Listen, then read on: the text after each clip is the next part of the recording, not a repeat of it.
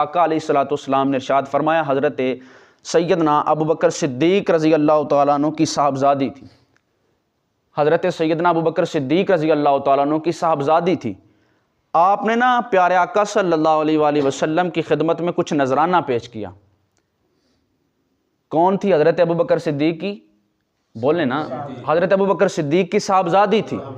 उन्होंने प्यारे आका सल्लल्लाहु अलैहि वसल्लम की खिदमत में कुछ नजराना पेश किया, और उससे ना, जैसे वो हमारे आजकल के मुआशरे के मुताबिक औरतों की आदत होती है कि पैसों को ना बार बार गिनती हैं कि कम तो नहीं या ज़्यादा तो नहीं चले गए, तो उन्होंने ना 2-3 बार उस चंदे को गिना और गिन कर हुजूर की बारगाह में पेश कर दिया।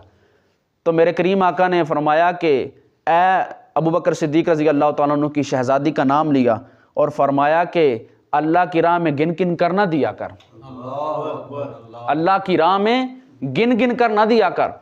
फरमाया, या रसूल अल्लाह सल्लल्लाहु अलैहि वसल्लम, फिर अल्लाह की राह में देने का भी कोई तरीका?